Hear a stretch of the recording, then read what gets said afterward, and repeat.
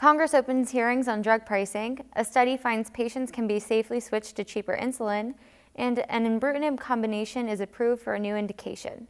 Welcome to This Week in Managed Care. I'm Samantha DeGrandi. Both the House and the Senate open hearings on the cost of prescription drugs on Tuesday, with the House Oversight and Reform Committee and the Senate Finance Committee taking testimony from families of patients, advocates, and leading researchers, including Dr. Peter Bach, Avik Roy, and Dr. Aaron Kesselheim.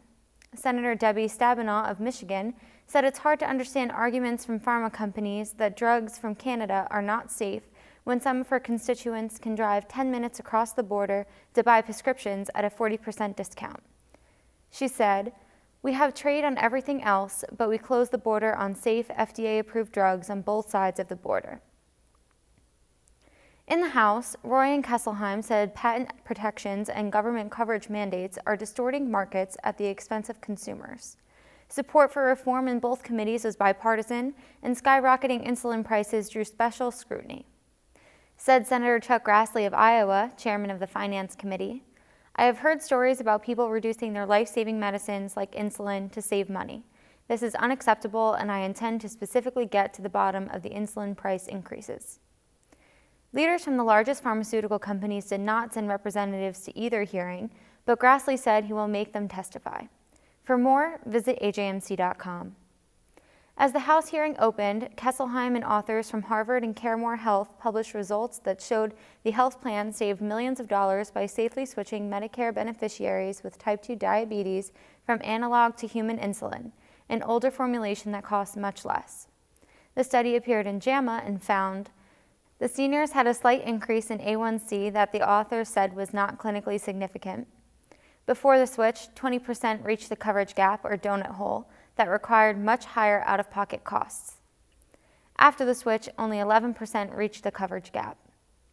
Said CareMore President Dr. Sachin Jain, a co-author on the study, "As commonly used medicines like insulin become more expensive, we explored using older generation medicines that may have equivalent clinical benefit but in fact cost much less.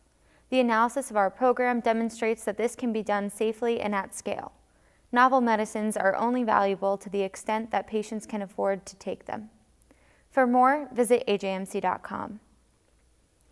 FDA this week approved an Imbruvica combination for frontline treatment of patients with chronic lymphocytic leukemia or small lymphocytic lymphoma. Imbruvica is sold as Imbruvica by Janssen. Imbruvica used with obinutuzumab expands the label beyond monotherapy and marks the first non-chemotherapy combination for these two conditions. The approval follows results of the Illuminate study presented in December at the American Society of Hematology in San Diego. The study showed the Imbruvica combination brought a 77% reduction in risk of progression of death compared with a chemotherapy combination. Among high-risk patients, the difference was even greater.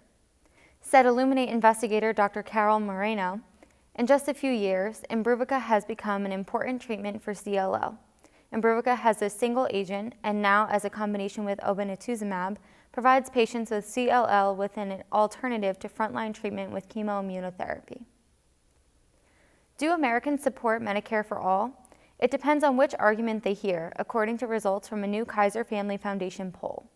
The Kaiser Health Tracking Poll examined 4 approaches and found that when language changed, so did the response. The poll found 77%, including 69% of Republicans, favored letting people aged 50 to 64 buy coverage through Medicare. The poll also found 75% of Americans, with 64% of Republicans, support letting those who lack employer coverage buy insurance through their state Medicaid plan. Most Americans also support letting people buy coverage through a national government plan as long as they have the option to keep their current plan.